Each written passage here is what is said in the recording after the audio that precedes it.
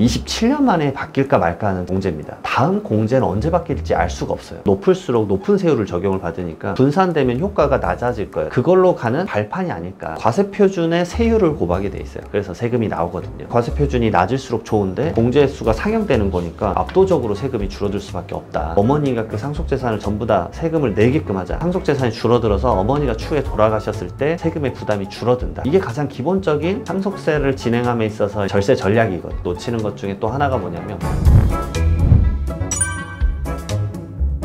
안녕하세요. 저는 두꺼비 세무사라는 필명을 쓰고 있고요. 이장원 세무사라고 합니다. 부동산 기반으로 자산관리 위주의 업무를 많이 하고 있고요. 오늘 많이 말씀드릴 상속, 증여, 양도소득세 세 가지를 메인으로 컨설팅을 많이 하고 있습니다.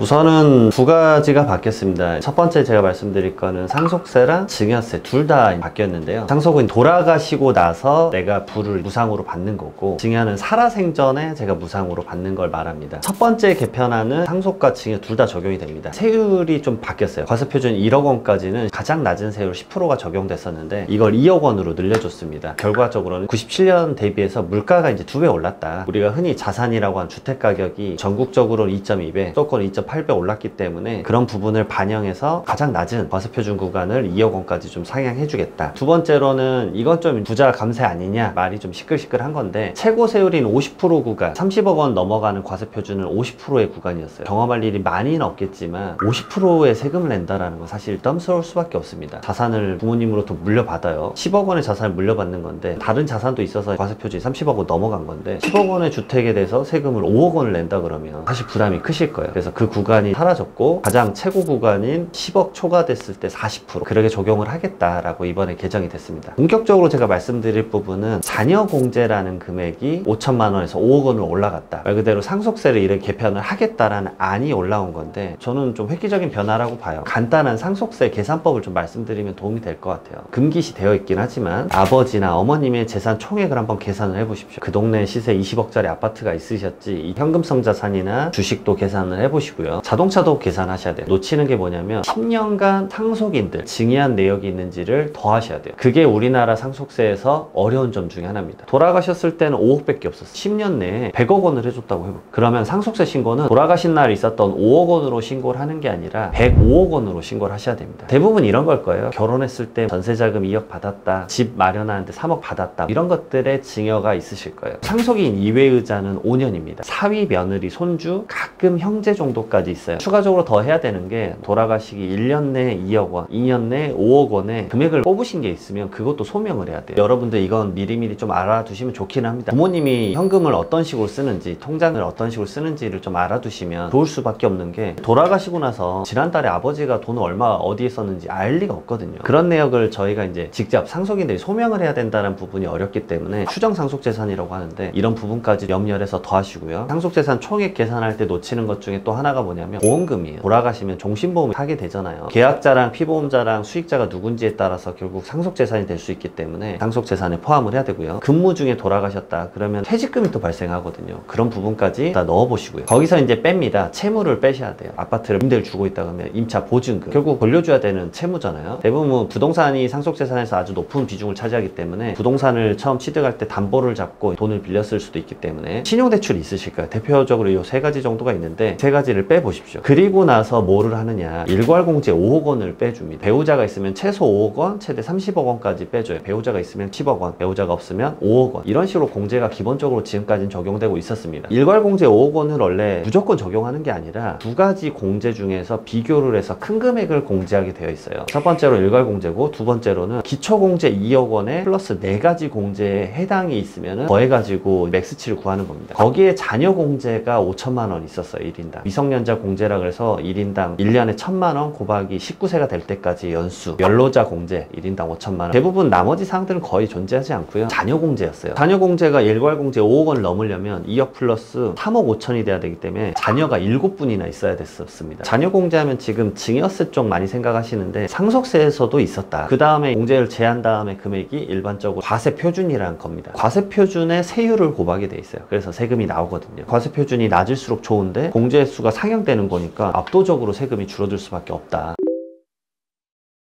돌아가시고 나서 받을 때만 이 공제를 받을 수 있는 겁니다. 살아생전에 주는 증여 같은 경우는 공제가 적용이 안 돼요. 많은 분들이 지금 그래서 이거를 속된 말로 돌아가실 때까지 기다리란 말이냐 이런 얘기도 사실은 있어요. 공제 부분에 대해서 상속만 있고 증여 부분은 안 생기느냐 이런 것들에 대한 논의도 많이 되어 있는 거죠. 어쨌든 상속세가 영원히 된다. 정말 크게 적용이 됩니다. 몇 살 때 돌아가시는 일이 많이 빈번할까요? 60대 이상이 91%나 됩니다. 70대 이상이 78%네요. 80대 이상이 55% 정도 됩니다. 80대 이상이 50% 넘는다라는 얘기는 60대부터 80대 자녀분들이 그분들이 자녀를 낳을 때쯤에 연도에 합계 출산율이 몇 명이었을까 계산을 해봤어요. 얼추 1970년도부터 1983년도까지 1970년도에 원래 합계 출산율이 4.5명 이랬어요. 1983년도에는 2명 정도가 되더라고요. 평균을 내보면은 3.27명 정도 나옵니다. 자녀가 3명이면 곱하기 5억이니까 얼마예요? 15억 원 플러스 기초공제 2억 원이 있으니까 17억 원까지는 세금이 안 내도 되는 거예요. 기존에는 해봤자 일괄공제 5억 원이었는데 12억 원이나 상향이 됐잖아요. 그러면 얼마나 신고를 진짜 안 해도 되는가? 작년 기준으로 바로 말씀을 드려보면은 과세표준당 세금을 내는 비중이 있습니다. 재산에서 채무 빼고 일괄공제 5억 원 빼고 그게 과세표준인데 거기다 세율을 곱하잖아요. 과세표준이 1억 원 이하인 사람이 상속세 신고한 사람 중에 17%나 됩니다. 엄청나게 많은 인원수예요. 18,000명 정도에서 3,000명 정도가 이 정도에 포함이 돼요. 3억 원 이하까지 포함하면요 40%가 넘습니다. 5억 원까지는 55%고요 10억 원까지는 75%나 됩니다. 자녀가 평균적으로 3명이다 17억이고 기존에 5억이었어요. 그럼 12억이 늘어났잖아요. 거의 80%는 상속세 신고를 안 하셔도 돼요. 작년 같은 경우 18,000명이었는데 개편이 되면은 14,000명은 상속세 신고를 안 해도 되는 거죠. 중산층에 대한 상속세에 대한 부담이 완화가 될 거예요. 논의가 또 되는 부분들이 있죠. 자녀가 있어야지만 이 적용을 받을 수 있다는 그런 관점이 있습니다. 내가 과연 상속세를 낼 것인가 여부를 확인해 보시면 좋을 것 같습니다. 첫 번째로 방금 말씀드린 게 그겁니다. 80% 정도의 인원은 제가 봤을 때 상속세 신고를 안 하셔도 돼요. 집 한 채 있다고 상속세를 고민하는 분들은 거의 사라질 것 같다. 부담이 좀 완화될 것이다 라는 얘기예요. 그 다음에 두 번째로는 이게 과연 출산을 하라라는 메시지로 시장이 어떻게 받아들일 것인가 그 메시지를 전달하는 게 두 번째라고 보거든요. 이거를 받아들이는 분은 30대가 넘어가면 안 돼요. 지금의 30대 분들이 이 개편이 만약에 통과가 되면 이건 메시지구나 라고 생각을 하셔야 됩니다. 그분들이 혹시나 부모 세대로부터 상속을 받아요. 내가 죽을 때쯤에 재산이랑 합쳐졌을 때 엄청 높은 세율이 뭐 50%라고 가정을 해보면 공제가 자녀를 한 명 낳았을 때 5억 원이 늘어나니까 그러면 자녀를 한 명 낳으면 2억 5천만 원이 세금이 줄어드네 라는 생각이 들 수 있어요. 그 돈으로 아기를 키우는데 쓸까? 과연 시장에서 어떤 메시지를 줄까? 어떤 맘카페나 이런 데서는 이게 VS를 하시더라고요. 그 말은 뭐냐면 부족하다는 얘기 같습니다. 기자님이 말씀하신 방안이었는데 저는 그것에 많이 공감했어요. 만약에 자녀 공제로 간다 그러면은 357로 가야 된다. 첫째는 3억 둘째는 5억 5억으로 줘야 된다. 둘을 낳았으니까. 그 다음에 셋째를 낳으면 7억 7억 7억을 줘야 된다. 저는 그건 공감했어요. 21억 원까지 공제가 늘어난다 그러면